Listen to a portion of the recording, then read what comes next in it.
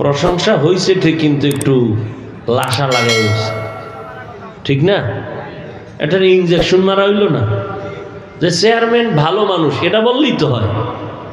যদি বলি চেয়ারম্যান কিন্তু চুরি টুরি করে নাই, খুব ভালো মানুষ, এটা প্রশংসাটা কি সুন্দরভাবে হইল?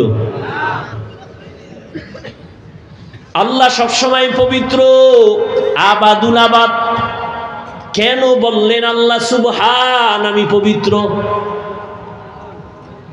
আড়ালে মনে হয় যেন অপবিত্র, নাউযুবিল্লাহ। এরপরে আল্লাহ বললেন, দুনিয়ার ১৫০০ বছর পরে এখনো কত বেঈমানেরা নবীর মেরাজ মেনে নিতে পারে না, এখনো আছে অনেক নাস্তিকরা। এটা কেমনে সম্ভব? রহমতের নবী রাতের বেলা চলে গেলেন ৭ আসমান, আরশ, কুরসি, লৌহ কলম ভ্রমণ করে আবার চলে আসলেন, এটা কেমনে সম্ভব? আল্লাহ প্রত্যেকটা পয়েন্টে পয়েন্টে জবাব দিয়েছেন।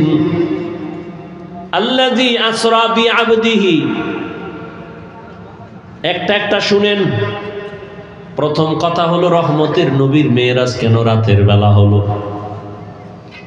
রাতের বেলা হওয়ার এক নাম্বার কারণ, বন্ধুর সাথে বন্ধুর মোহাব্বতের আলাপ আচরণ, আলাপনটা দিনে ভালো না রাতে ভালো? কি রাতের বেলা ভালো হয়। আর মোহাম্মদ তো আল্লাহর এমন বন্ধু, ইব্রাহিম আল্লাহর বন্ধু, ঈসা আল্লাহর বন্ধু, মূসা নবী আল্লাহর বন্ধু, দাউদ নবী আল্লাহর বন্ধু, সুলাইমান আল্লাহর বন্ধু, আমার নবীও আল্লাহ পাকের বন্ধু। সব নবী রাসূল আমার আল্লাহ তাআলার আশিক, আর আমার আল্লাহ হলেন শুধু মুহাম্মদের আশিক। ব্যবধান আছে না নাই? সমস্ত নবী রাসূল আমার আল্লাহ তাআলার আশিক, আর আমার আল্লাহ শুধু মুহাম্মদের আশিক। ভালো করে খেয়াল করেন, রাতের বেলা মেরাজ হওয়ার আর একটা কারণ,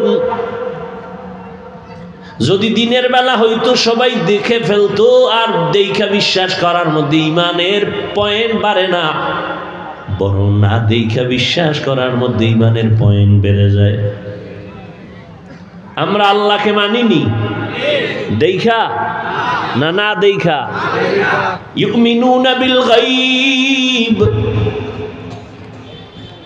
আমরা আল্লাহকে না দেখে বিশ্বাস করি, এজন্য আমাদের ঈমান মজবুত। আমরা রহমতের নবীরও দেখি নাই, তারপর আমরা তারে শেষ নবী মানি, না দেখে আমাদের ঈমান আরো মজবুত।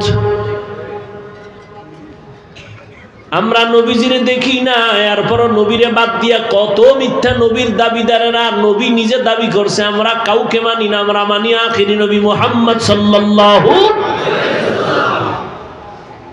আল্লাহ তাআলা রাতের বেলা মেরাজ করাইয়া মুমিনের ঈমানটারে মজবুত করেছেন।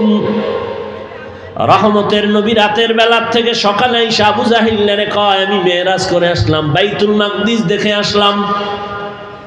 আবু জাহিল্লা বের হয়ে কয়, মিথ্যা কথা, এটা অসম্ভব। রাস্তায় বের হয়ে রাগের সাথে সামনে গিয়া দেখে আবু বকর আসতেছে। ওই আবু বকর, শুনছো আব্দুল্লাহর ছেলে পাগল হয়ে গেছে? কয় কেন? সে নাকি এই রাতের মধ্যে ৭ আসমান ঘুরে টুইরা বাইতুল মাকদিস 1 মাস লাগে যাইতেছে, রাতের অল্প টাইমে দেখে আসছে। আবু বকর সিদ্দিক বলেন, আবু জাহাল, কথাটা কে তোমাকে বলছে? বলে আব্দুল্লাহর ছেলে মুহাম্মদ। সত্যি? বলে হ্যাঁ সত্যি। মুহাম্মদ বলেছে? বলে হ্যাঁ। আবু বকর কয় নাই, আমি জিগে লই। আবু বকর বলে, যদি মুহাম্মদ বলে থাকেন আমি এখনই তার উপরে ঈমান এনে ফেললাম।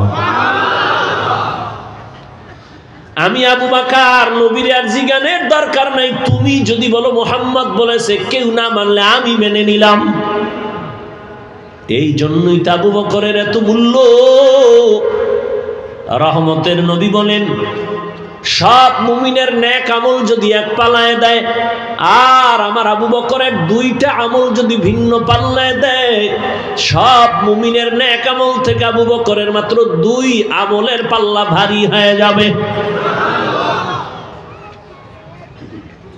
যে আবু বকরকে আমার আল্লাহ নিজে সালাম দিয়েছেন,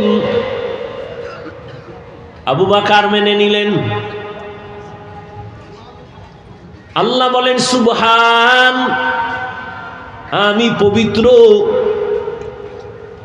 পবিত্র বলতে গেলে প্রশ্ন আসে, এই জন্য এই সুন্দর একটা জবাব দিছেন শাইখুল হিন্দ মাহমুদ হাসান দেওবন্দি রহমাতুল্লাহ আলাইহি বলছেন, এখানে পবিত্রতার বিপরীত যে আইব অর্থাৎ ত্রুটি থেকে আমি পবিত্র না, তর্জমা করেছেন আমি সমস্ত দুর্বলতা থেকে পবিত্র। বলে কেমন দুর্বলতা? কয় তোমার মেধার দুর্বলতা আছে, এ থেকে আমি আল্লাহ পাক।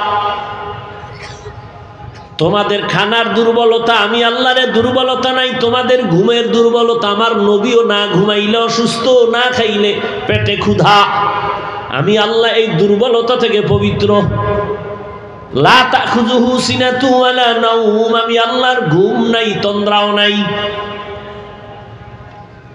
এক জবাব। আর এক জবাব হলো, বান্দা তুমি সুবহানাল্লাহ বলো। সুবহান বলে তোমার ভেতরে যত প্রশ্ন হতে পারে, এটা হবে না, এটা অসম্ভব। আল্লাহ বলেন সব অসম্ভবের থেকে আমি আল্লাহ পাক পবিত্র। সুবহান। দ্বিতীয় কথা হলো, আমরা মাঝে মাঝে সুবহানাল্লাহ বলি কেন? বলে আশ্চর্য কোনো ঘটনা শুনলে। আল্লাহ কয় রহমতের নবীর জীবনে 2টা সফর হয়েছে, এর মধ্যে মেরাজের সফর বড় আশ্চর্য, এই জন্য সুবহান বলো। সুবহান বলার আর এক ফায়দা, যদি বান্দা তুমি সুবহানের ওজিফা পড়ো, তুমি সুবহান ওজিফা পড়ো, সুবহানাল্লাহর ওজিফা পড়ো, আল্লাহ তোমাকে পবিত্র, আল্লাহকে যখন বলছো এর বরকতে তোমাকে আল্লাহ পবিত্র বানায় দিবে। এই নিয়তে যদি পড়ো তাহলে আল্লাহ তোমাকে আখলাকে হাসানা দান করবেন সুবহান এর ওজিফা পড়লে। সমস্ত নবীর মেরাজ হলো জমিনে পরীক্ষা, আর আমার রসুলের মেরাজ হলো পুরস্কার। মুসা নবীর মেরাজ তুর পাহাড়ে পরীক্ষা, 40 দিন রোজা রাখো। ঈসা নবীর মেরাজ জমিনের মধ্যে শুলিবিদ্ধ করে দেওয়ার জন্য সবাই আটকায় দিল, আল্লাহ ওখান থেকে উপরে মেরাজ উপরে নিয়ে গেলেন। মেরাজ এটা উরুজ শব্দ থেকে, অর্থ হলো উপরের দিকে অগ্রগামী হওয়া, মর্যাদার লাইনে, মর্যাদার লাইনে উপরে উঠা।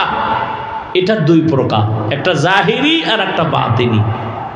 মেরাজ 2 প্রকার, জাহিরি বাতিনি। জাহিরি সম্মানে উপরের দিকে আগানো, বাতিনি ভাবেও উপরের দিকে আগানো। বাতিনি যেমন একই দস্তারখানে সবাই খাচ্ছে, আবু বকর, ওমর, ওসমান, আলী রহমতের নবী একই দস্তারখানে একই জায়গায় বসা, মর্যাদার লাইনে রহমতের নবী তুলনাহীন। এটা হলো উরুজ বাতিনি, আর একটা হলো জাহিরি। জাহিরি ভাবে আমার আল্লাহ আমার রসুলকে উপরের দিকে নিয়ে গেলেন মর্যাদা দেখানোর জন্য। নবীকে আল্লাহ বাতিনিও উরুজ দান করছেন, জাহিরিও উরুজ দান করছেন। ইউনুস নবীর মেরাজ মাছের পেটে পরীক্ষা, আল্লাহর সাথে মহব্বতের বন্ধন এই মেরাজ। জাকারিয়া আলাইহিস সালাম করাতের নিচে জীবনটা বিলায় দিলেন পরীক্ষা। ইব্রাহিম নবী